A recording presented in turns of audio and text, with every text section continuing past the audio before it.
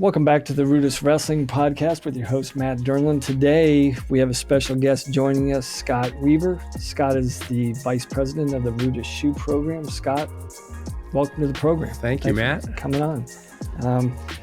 So, when to introduce you, obviously you've been heavily involved the last couple of years before the last 2 years when shoes were actually going into production. So, I guess start off with your first involvement, first interaction with RUDIS, and how did you become aware of the program and start with the ownership of the company with Jesse and Tommy and Jeff? Sure. So about 4 years ago, Tommy introduced me to Jesse. We were sitting in a small little diner in Shawnee Hills, Ohio, and we were talking about a footwear program. And it was really interesting because I remember the quote I told Jesse was, hey, footwear is a game changer. If we can put footwear into the program, it can change the game for RUDIS. So we started just an idea in a small diner of developing a footwear program for the brand, and we did some prototypes that first year, and I wasn't overly happy with them. I take a lot of pride in following the essence of the brand. Right, Jesse had driven into me the integrity in which RUDIS does things, down from the box to the garment to the stitch, everything, and we just weren't overly happy with the prototypes that came back. So we reached out to some sources that I've had throughout the industry and brought some Dan Richard into the program.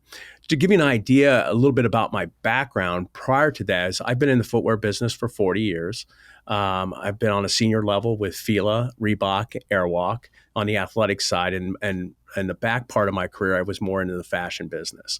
So certainly understand how to scale a business, understand distribution strategies, understand how to build great product and to scale the business up. So when this opportunity came along, it was kind of a project for me at first, and then it became really a job. And so what started as kind of a part-time project turned into a full-time commitment to RUDIS and to making the greatest wrestling shoe in the marketplace. Our goal when we started this was we kind of had a tagline of we're going to build a Ferrari of wrestling shoes and build the best wrestling shoe in the marketplace. Our goal was to be the number one wrestling shoe brand in the world. And that doesn't mean volume necessarily. It means the integrity of the product, quality, what it stands for. There's some great shoes out there, and there's some very worthy competitors who've done a tremendous job in the industry. We just feel like we can do it better, because we're not a footwear company, we're not a marketing company, we're a wrestling company. And we just feel like we have the best athletes. We feel like we know what it's going to take to take the product to the next level. And we spend every day, how do we make it better? And what was that? If you take me back to 4 years ago when you first sat down with Jesse and Tommy, obviously the talking points were there to get you excited. Like, I think these guys know and have they've hit on what's important to the wrestling shoe and how they could actually change the wrestling shoe game. But what elevated that beyond the conversation for you to actually believe that this was a possibility? Well, their belief in their brand, their commitment to wrestling. And when they live and breathe it, and then they wanted to go after and it wasn't about being the number one shoe. It was about making the best wrestling shoe for their athlete to compete in. This is a piece of equipment. It's probably the most important piece of equipment on the wrestling mat. So Jesse's desire was, we have to make the very best wrestling shoe ever made. And that's what kind of drove all of us to take the product to the next level. Material-wise, stability-wise, quality, pressure points, padding in the right places, all those things. So after 40 years in the industry, what was it about RUDIS that really triggered that this could, I don't know if it's accurate to say that it became like a passion project for you, but it seems like everybody that gets involved or gets associated in some way, shape, or form with RUDIS, like they stumble on and just get excited about the passion that's coming from Right. within these walls and wanting to bring that to market. So after, a lifetime, literally a lifetime in your professional career in this space, what was it about, Rudis that really triggered something in you to get you excited to Well, jump in? that's a great question. I met Jesse through Tommy Rollins because I had a personal relationship with Tommy. We were friends outside of the business world. Then I met Jesse. And then I got to know Jesse, and I watched a video that he had done. I can't recall the actual video, but it was a marketing video, and he was talking about the stitch. It was actually going into some of your apparel facilities, and he's talking about the quality and the way it goes. And at the time, I was working for a major corporation, huge, billions of dollars, and I was at that particular time, I was like, wow, kind of stuck in the mud. But this young guy opening this company called Rudis inspired me. Here I am, a footwear veteran of at that time 35 years. I was on a senior VP level at this company, and I can't wait to get back to talk about Rudis more so than what I was doing at that particular time. So it was really what inspired me to dig in and be part of this and be part of the company was Jesse himself, and then the environment that he creates. I don't know if you recall your sales conference I think it was maybe a year and a half ago. I sat down and we went around the table, and we had some of the key players there, and each person spoke, and Jesse made comments about each individual, and I was like, wow, this guy's the next guy. I mean, I just felt like this was something I had to be part of. So initially, a couple of years ago, you were more of a facilitator, right? You were bringing people, connecting Jesse, Tommy, everybody in the company when we decided, yeah, we want to take this beyond the conversation. We actually want to dig in and start, brainstorming on this, constructing this, platforming this. What were, you know, you brought some of the major players together initially to get the initial shoe launch from last year in place, correct? Right. Yes. My role initially was to footwear was new to Rudis, and Jesse was very honest and said, "Hey, we don't know anything, so we had to get a designer. You built, as everyone knows, most footwear is made in Asia, so we had to have reliable people that could put us with the right factories overseas. Big part of my role was to find those people and bring them into the Rudis family, and people, not just people, but people that could share our vision for wanting to be the world's best wrestling shoe. So that's what we did, and we've now we have a great design team. We have a terrific sourcing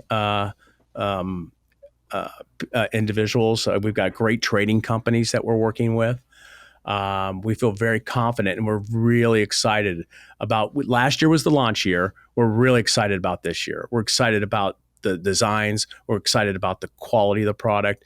We're really looking forward to taking the industry by storm this year. We think we've got some great shoes. So when you're starting, I mean, this is a pretty big.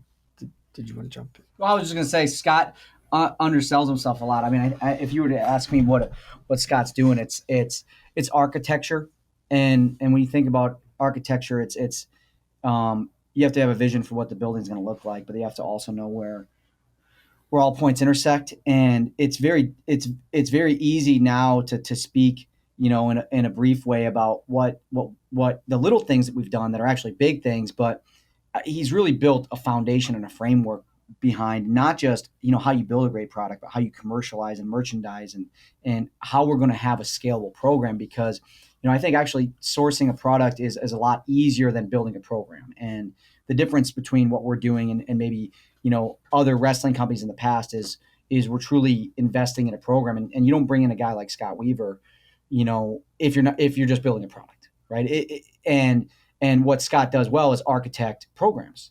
So he's architecting a program that's multinational, right? It's a global program. It begins with a great product. It transitions to merchandising here domestically.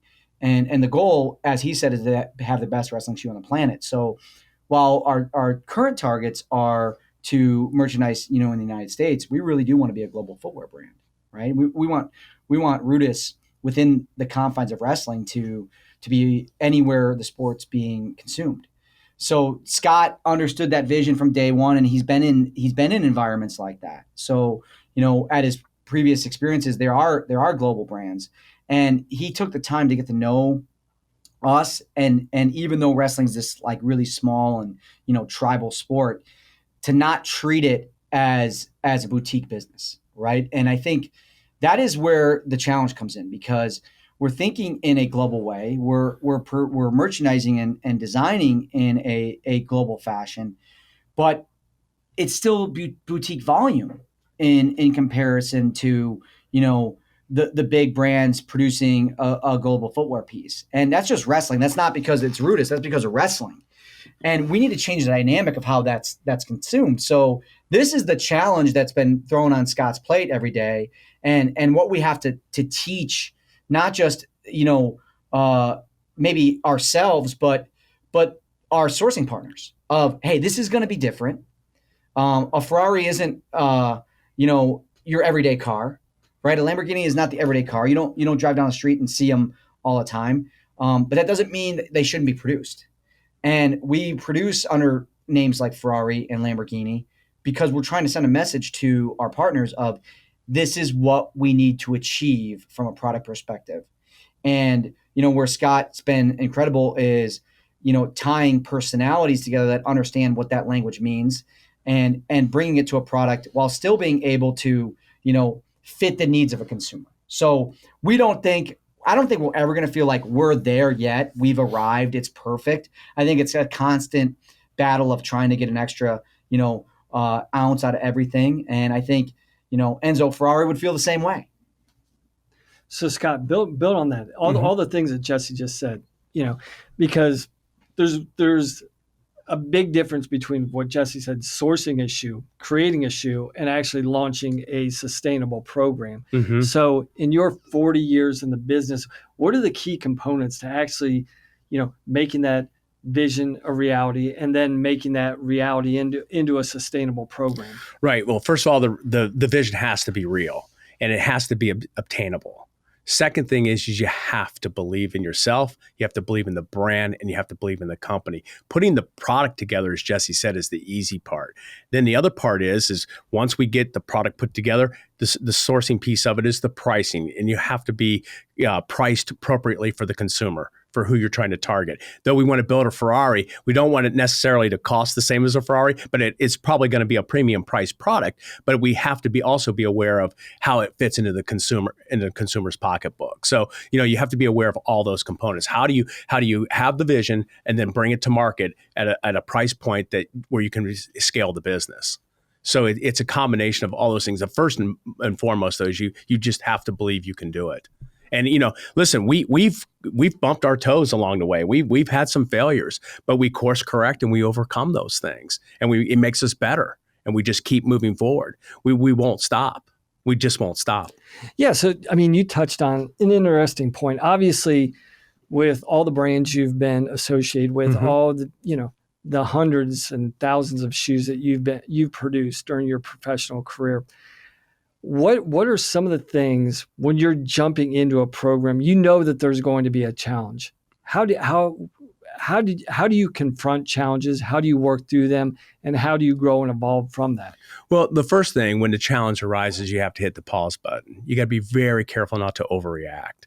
You have to take a look and assess what the damage is and where you're at as far as with that particular challenge. And then you have to course correct. I'm a big believer in failing fast. When you fail fast, you can course correct quickly and get on the right track. So that's how you have to approach it. And it's never the end of the world. You just have to make it right, and you have to be better, and you have to learn from it. Yeah. So when you're trying to organize all these moving parts, obviously, the idea starts here at RUDIS. This is what we want to create. This is the presence we want to evolve into and grow into. But talk about all the different partners that actually go into creating a sustainable program. Yeah, it's very involved. As Jesse described it as an architect, you start with the design. and it's a design on a piece of paper and a text sheet, a spec sheet. And then you have to go from there to actually sourcing materials, correct materials. You have all kinds of, when you assemble a shoe, there's all kinds of components that you have to take into account. There can be hundreds of components that go into one shoe. I mean, it's very taxing. You have the developer, you have the trading company, you have the factory managers, you have the production line. To build a shoe is an effort of many people and many departments. It's very challenging to build a shoe. Yeah, I mean, then you got finance, you got sales, right? You got it's. I think the thing that we realized that is not a surprise is there's no such thing as an overnight success, right? And people, everyone's heard that cliche, like you look at an overnight success and then you have to look back 15 years. And I think that, what we've benefited from is we understood that what we don't know. And so it's like, okay, no such thing as overnight success. Look back 15 years. Why find someone with 30, 40 years of experience? And it's not just Scott, it's the rest of our team who, isn't on the podcast right now, but aligning those experiences so that when we do bump our toe, when we do have a challenge, that when we fail, we don't stop. And he talked about it. The challenges are significant. The investment is huge. I mean, there's from a time, resource, and even fiscally, the investment is as big as anything we've ever done. And it's because the goals are that big. I mean, our goal, we know, is we want to own the space head to toe. And the people we're competing against are big global brands that aren't really in the sport. And that's just so motivating to me because you have to tackle two things. One, it gives you a lot of passion because you're saying, okay, this person really doesn't care. The people that are merchandisers, they really don't care about the consumer. They really, really, really don't care about the product on a deep level. But you still have to overcome the fact that they're this huge global brand. They have massive resources. And it creates this David and Goliath almost narrative in your own mind, which I think as a wrestler, you just gravitate towards. I mean, you were asking Scott about himself, and the thing that resonated for me when you were asking that is like, Scott didn't say this about himself, but what I feel is he's a competitor. He's an athlete. He knows how to compete. And bring that into the company is just as important as his footwear experience. It's that competitive mindset so that when we enter, negotiations with a new factory, we're competing and we're setting expectations that they have to be competitive, because when they're competitive on everything from how they construct the product, the timeline to material costs, that we're going to be more competitive from a product perspective for our customers. And we just want to compete. I love competing.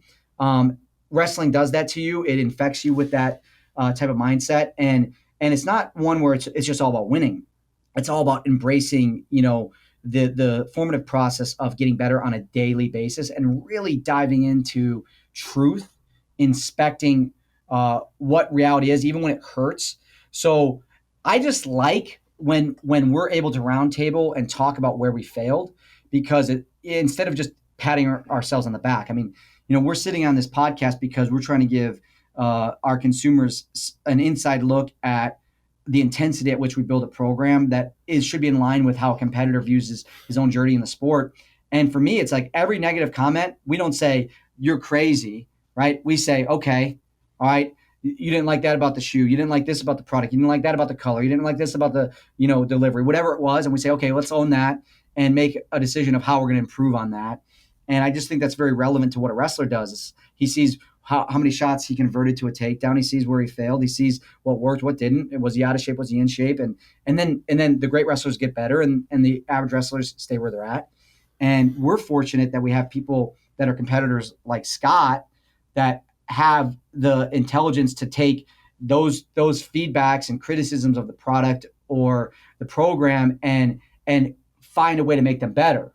And then we have people like Kyle Snyder or Sarah Hildebrandt or, Isaiah Martinez, in the company that can say, hey, here's what I would like to see better out of the program. Here's what I'd like to see better out of the shoe. And then we take that and we infuse it in really quick. So the strength of Scott is to be able to take an executive mind, combine it with a athlete's mind, and infuse this stuff really rapidly. I think our best days haven't arrived yet. Our best days are ahead of us. And 2018 was a phenomenal launch year.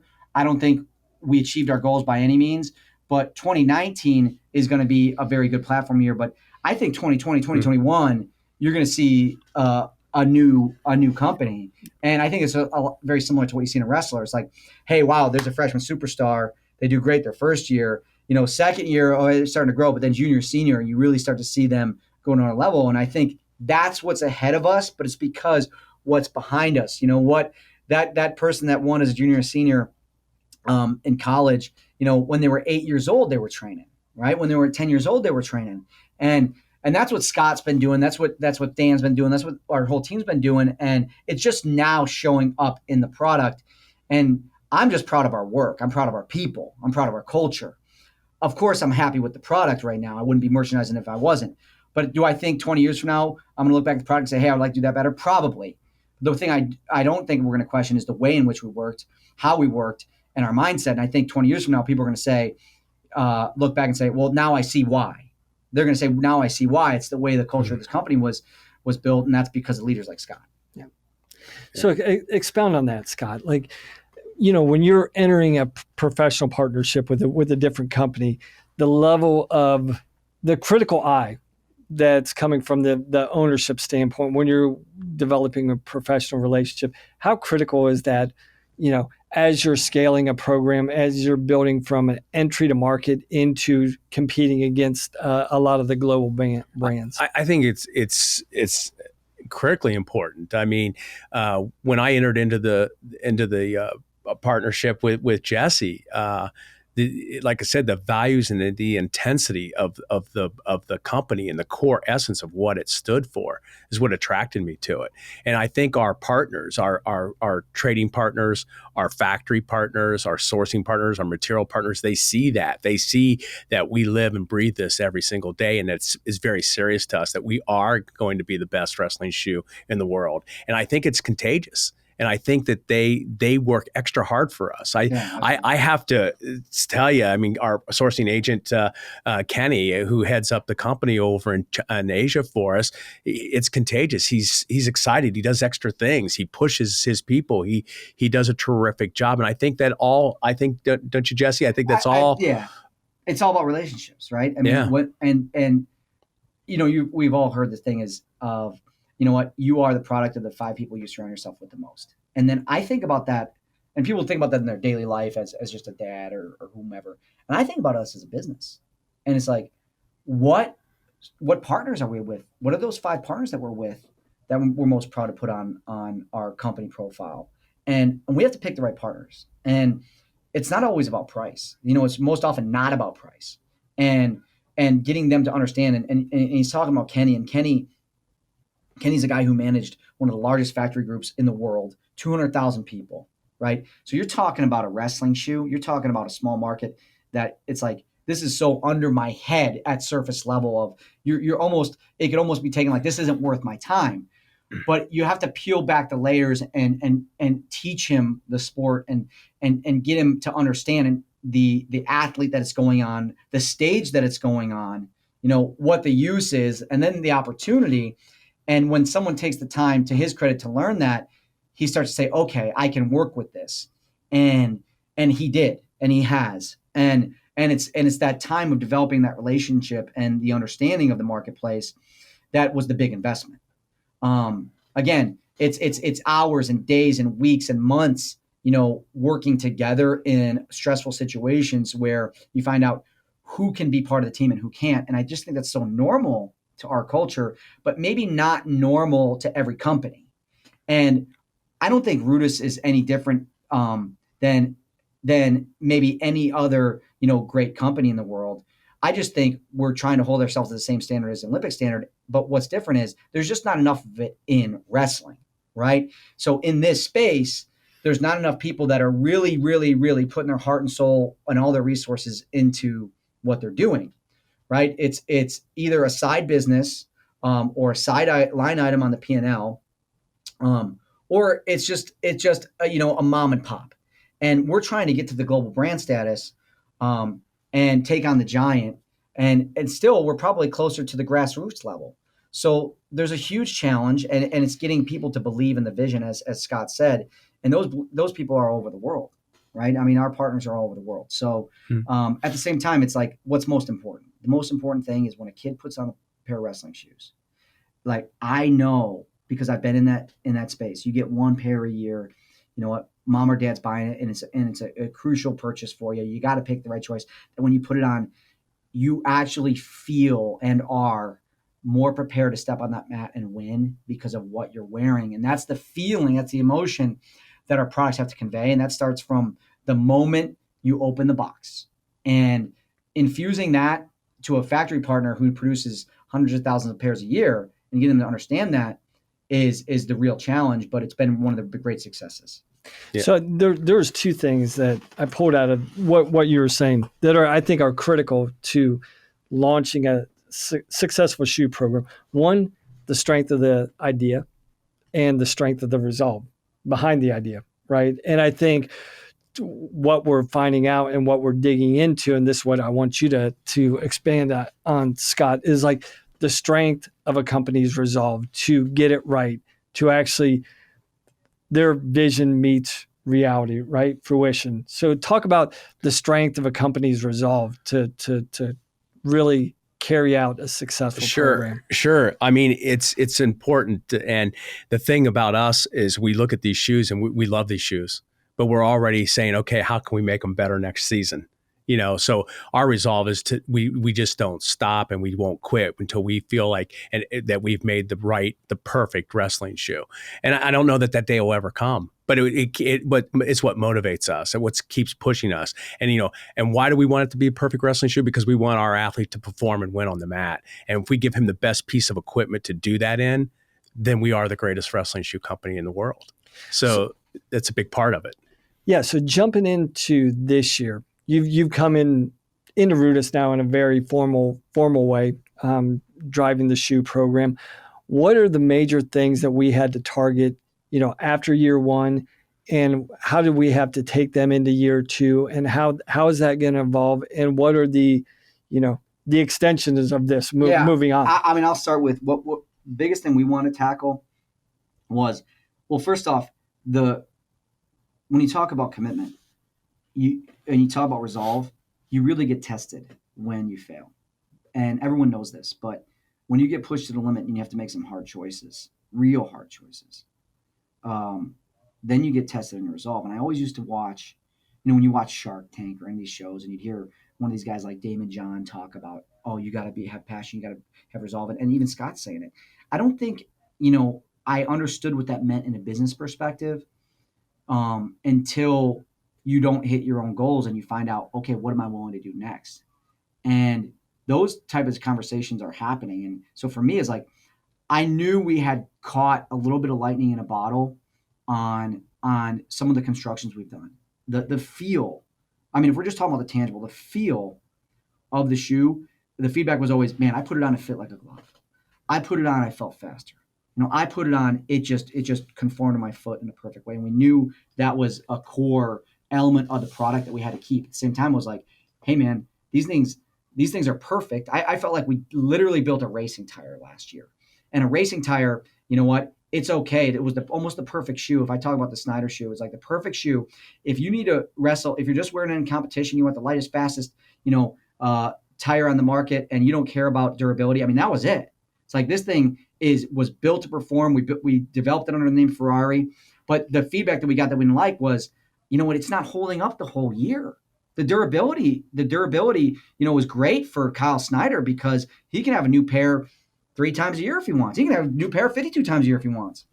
But your high school athlete that's running the halls in his shoes, he might be walking outside in the snow in his shoes. He might be, you know, have to wear it for a full year before mom or dad can buy another one. You know, we're not there. So you got the performance element, but the durability element needs improved. So that was a target. That was a big target. Yeah.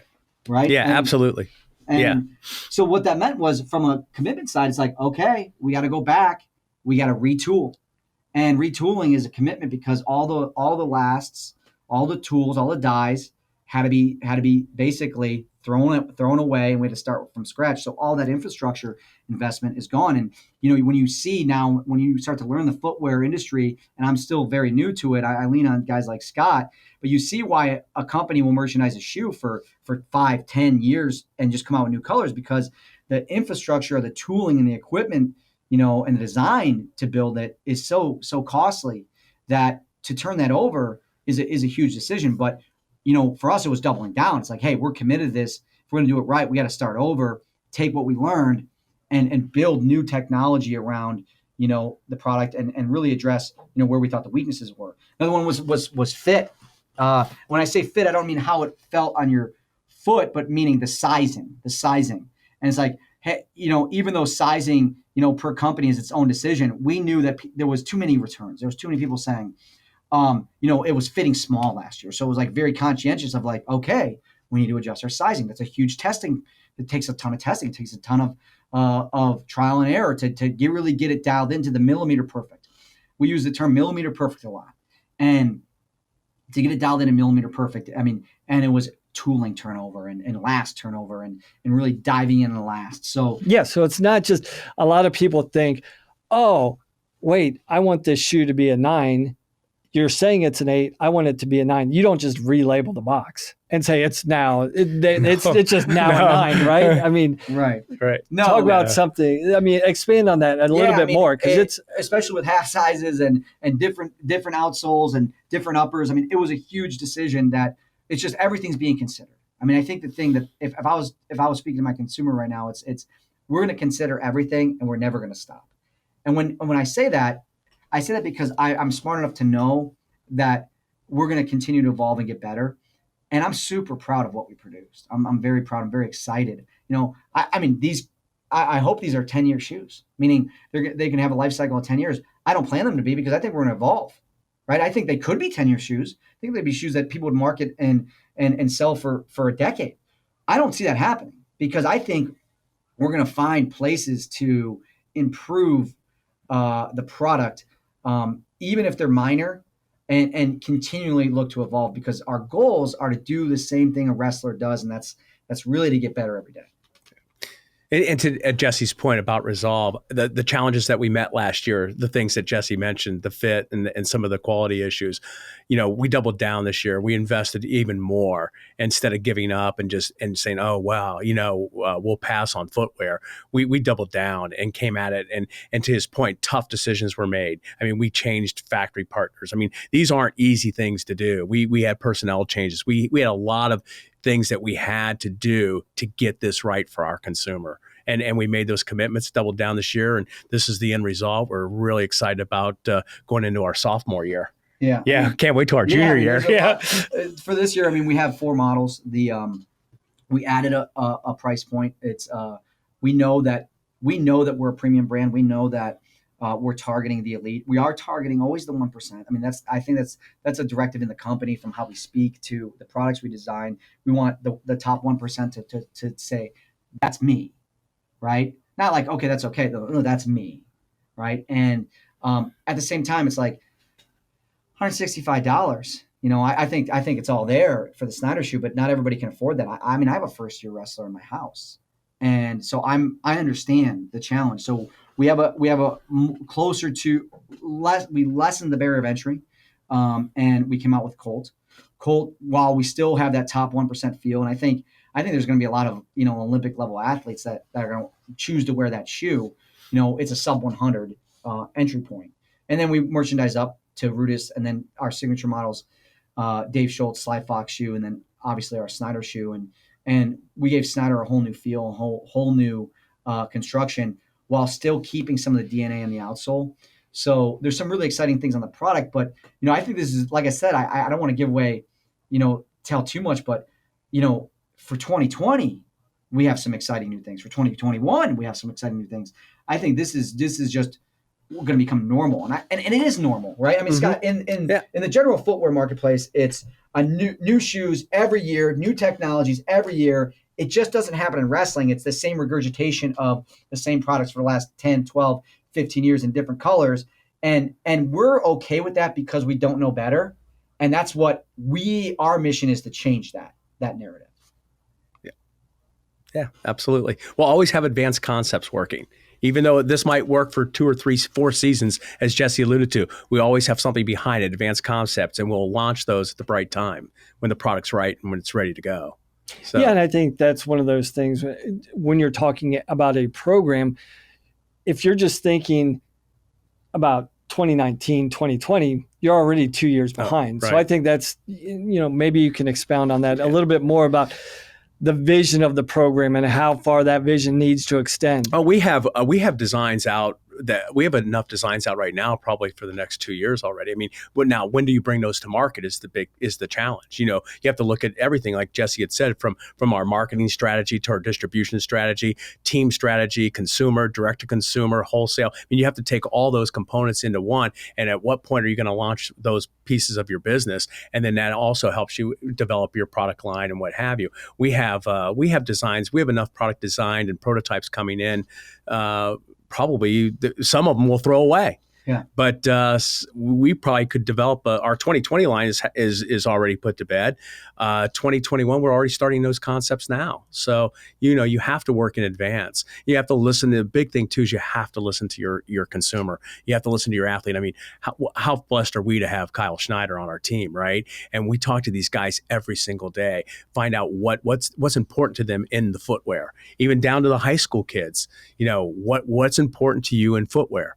And we take that information, to Jesse said, we don't just go, oh, thanks, appreciate the information. We take that and we try to develop on it.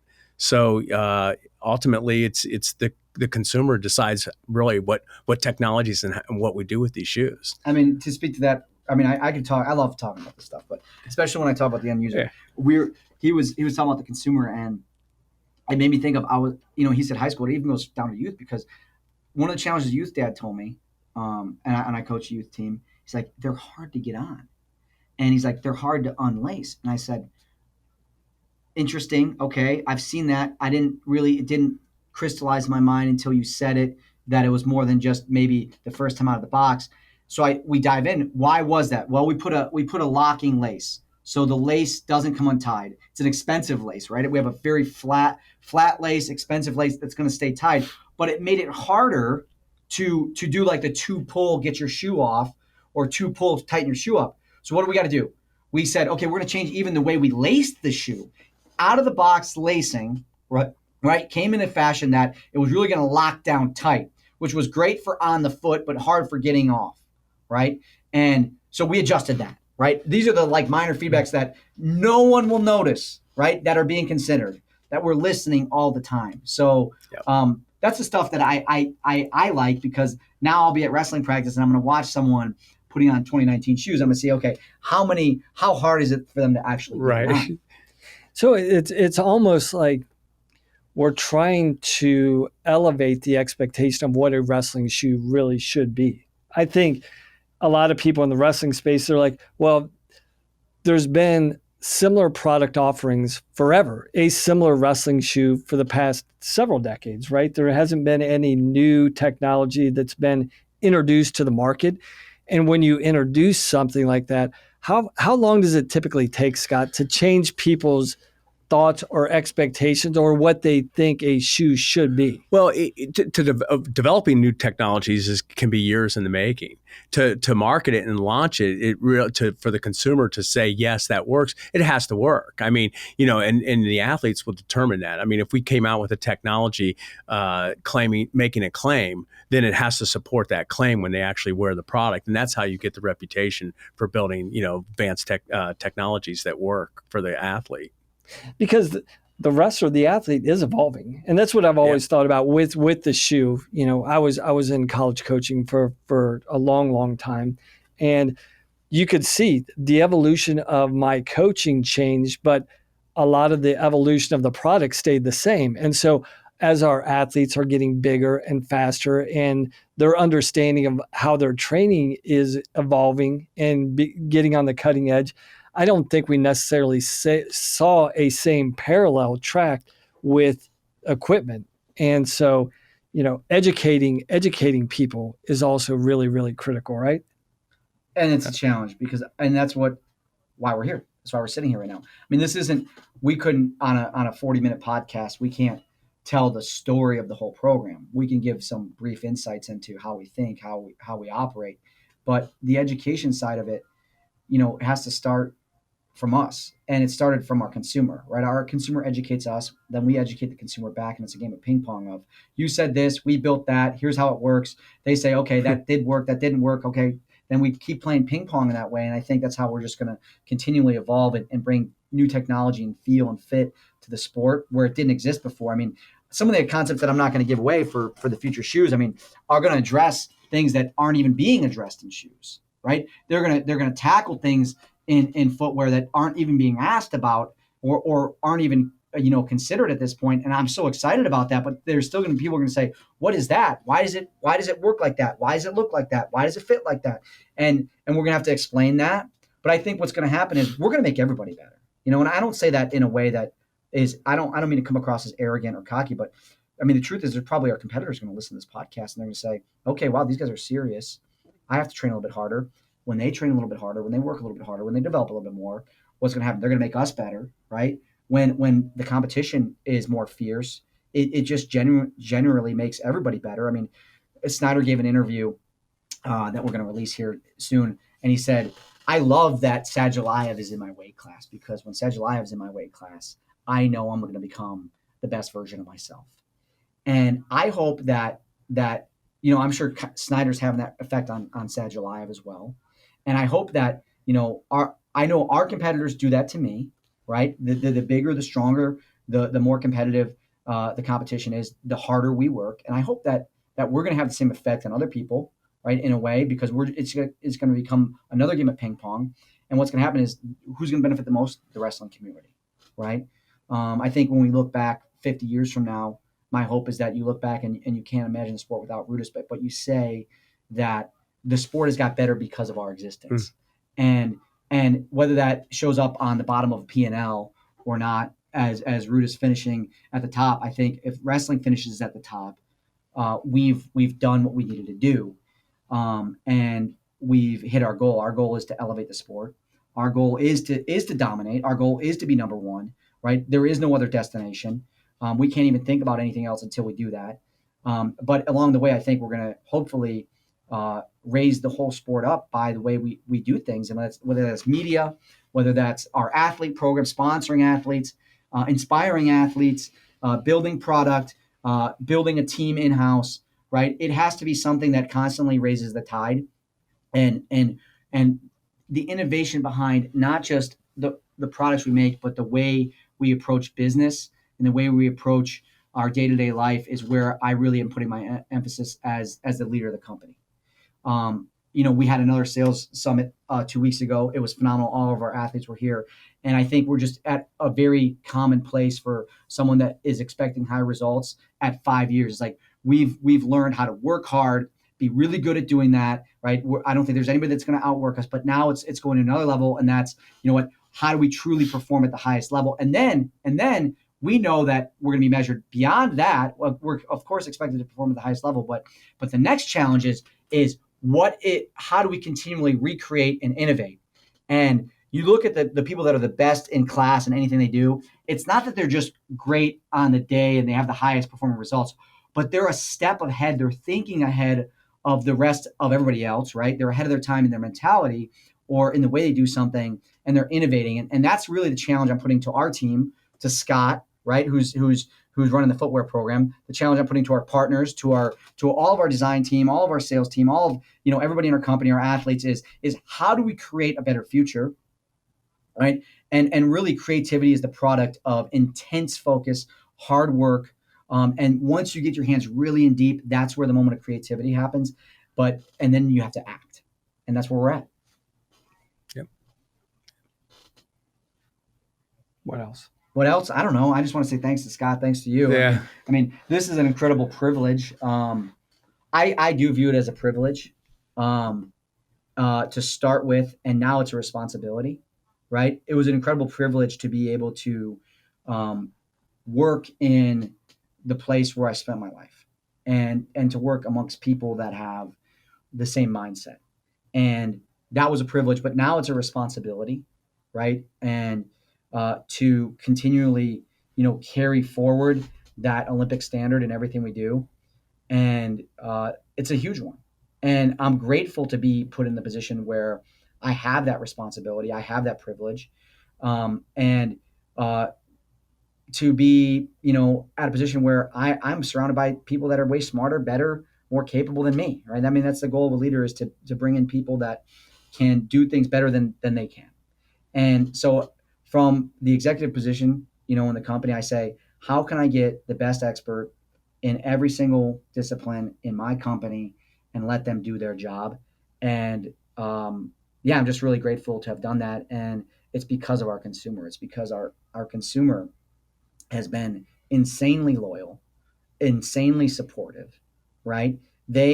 Our consumer is the reason, right? It's the reason we do everything we do. We're competing for them. And they have been super supportive. When we have a failure, which has happened a lot, they're there for us. And we need to be there for them. And that's what a relationship's all about. And that's why people are passionate about the brand. That's why people, are hungry for more. And so we have to keep giving that back. And you said expectation. Matt, you said the word expectation. One of the things in our service statement is that we want to continually elevate the expectation of our customers, meaning we want them to expect more, right? It's not that they should just expect great service or a great product. We want them to expect more, right? When you go into if you were buying a Mercedes, you would expect a greater level of service from the Mercedes dealer than maybe a non-premium brand, right? I think even on a smaller scale, when you go into Chick-fil-A, you expect a level of service that maybe you don't get at another fast food chain. And that's the type of standard that we need to have walking around the building every day, that I'm really grateful for, because when that level of expectation gets put on us as people, you elevate your game both as a professional and then as a person, because it makes you a better dad, makes you a better husband, makes you a better friend, colleague, whatever it is. Those elevated expectations are where we get the most out of ourselves, and I'm grateful to be a part of that. Yeah. I agree. High expectations in all aspects of life, not just work life, but family life and friends as well. But, my big thing with this is starting as a project 4 years ago to be where we're at today now, full time and with a focus of making the greatest wrestling shoe in the world for our athletes so they can perform at a high level. It's just something that's great to be part of. It's I can't say enough thank yous to Jesse. I know I've thanked him a lot over the years, but it's exciting to be part of this, and more to come. It's going to be exciting to see where this goes. Yeah, well, our expectations are collectively elevated because of your commitment to what we're doing and your involvement in what we're doing and the expertise and the guidance you give to us every single day. So appreciate you coming in, Scott. Appreciate you everything you're doing for us, and excited to launch this year's shoe program and then see where it goes from here.